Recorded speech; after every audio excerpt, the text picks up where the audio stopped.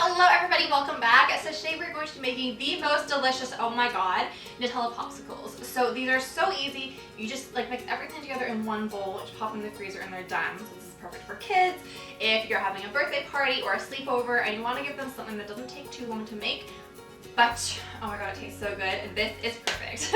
So let's get started.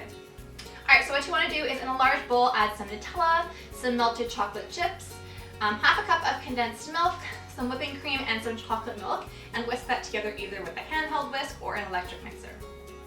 Then honestly just pour it into a popsicle mold. It is that easy, and freeze it for about 6 hours or overnight, and then just unmold the next day and you are done.